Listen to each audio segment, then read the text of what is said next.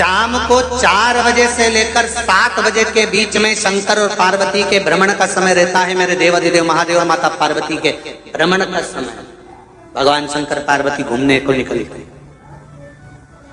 इसलिए हमारा सनातन धर्म कहता है शाम के समय पर माताओं को झाड़ू नहीं लगाना चाहिए, शाम के समय पर माताओं को चूड़ी बिछिया नहीं बदलना चाहिए, शाम के समय पर माताओं को मांग में सिंदूरा नहीं भरना चाहिए, शाम के समय पर माताओं को बाल नहीं बांधना चाहिए, शाम के समय पर माताओं को चौखट पर नहीं बैठना चाहिए। उसका कारण क्या है? क्योंकि पार्वती जी ने भगवान भोलेनाथ जी से कहा था कि तुम मुझे रोज शाम के समय प्रदोष काल में भ्रमण के लिए लेकर जाते हो, मेरे लिए आज्ञा क्या है? शंकर भगवान ने कहा सुनो पार्वती, मंदिर के अंदर नंदी रहता है, जाने वाला यात्री जब मंदिर में मेरा दर्शन करने आता है तो नंदी के कानों में कहकर जाता है कि शिव जी को मेरे यहाँ लेकर आना। मैं नंदी के अनुसार उनके घर जाता हूँ, मेरा काम है उनका कल्याण करना और तेरा काम है उनके घर की नारी को अखंड सौभाग्यवती का वर प्रदान करना, ये तेरा काम। तब पार्वती माता ने कहा अखंड सौभाग्यवती होने का वर मैं तो दे दूंगी, पर उस समय पर माताएं चूड़ी बदल रही होगी, हाथ से चूड़ी निकाल रही होगी तो मैं वर कैसे दे सकती हूँ? मांग भर रही होगी तो मैं वर कैसे दे सकती हूँ? उस समय पर चूड़ी बिछिया बदला जा रहा होगा तो मैं वर कैसे दे सकती हूँ? उस समय पर झाड़ू लग रही होगी तो मैं लक्ष्मी को वहां कैसे भेज सकती हूँ? आप बताओ। तो शंकर भगवान ने कहा प्रदोष का समय एक ऐसा समय होता है, शाम का समय ऐसा होता है जिस समय पर केवल शंकर और पार्वती की आराधना का समय होता है।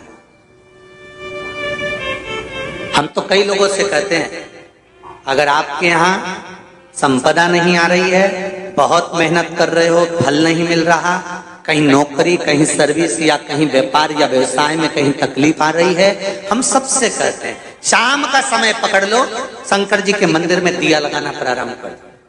शिव मंदिर में अगर दिया नहीं लगा रहे हो तो बेलपत्री के पेड़ के नीचे दिया लगा।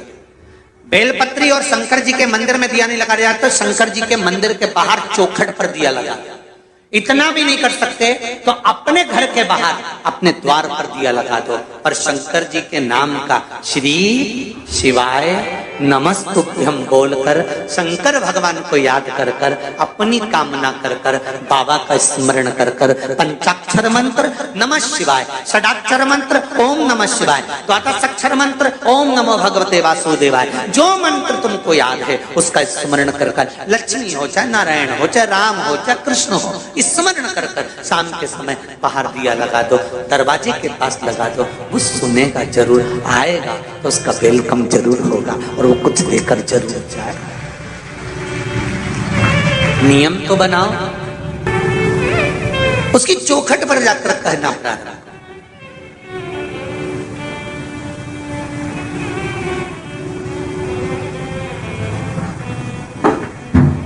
बृहस्पति महाराज ने कहा कि शाम का समय जो प्रदोष का समय होता है उस समय पर इंद्रदेव तुम शंकर जी की आराधना करो।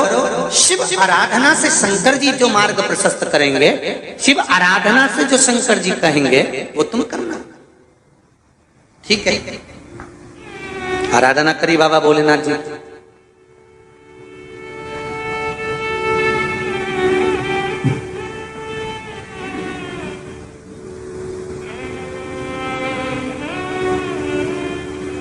मालूम नहीं था इंद्रदेव को।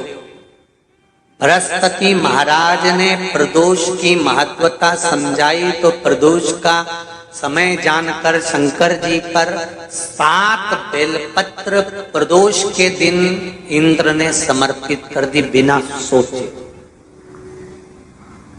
कितनी बेलपत्र? 7। प्रदोष का व्रत करो चाहे ना करो, मंदिर में चढ़ी हुई बेलपत्र को उठा लो,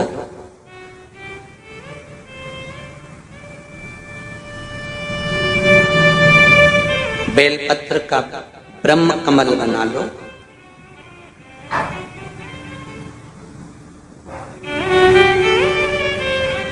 ब्रह्म कमल का मतलब होता है डंडी बीच में रहे, आसपास पत्तियां रहे। 7 पत्ती का ब्रह्म कमल बनाकर, जैसे ये पत्तियां हैं एक जैसी रखी हुई हैं तो इसको फैला लिया 7 पत्ती को, आपस में फैलाकर ब्रह्म कमल बना लें।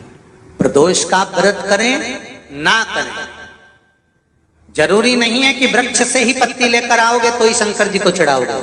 शिव जी पे से चढ़ी हुई उठाकर धोकर ब्रह्म कमल बनाकर बाबा से विनय कर कर, हे प्रभु आज मैं इस काम के लिए जा रहा हूं, बाबा मेरा यह कार्य है, बोलकर श्री शिवाय नमस्तुभ्यम बोलकर शिवलिंग पर समर्पित कर दो। दिन भर के प्रदोष व्रत का फल बाबा एक बेलपत्री समर्पित करने पर ही प्रदान कर देता है। शिव प्रदोष व्रत कर रहे हो, उससे बढ़कर कोई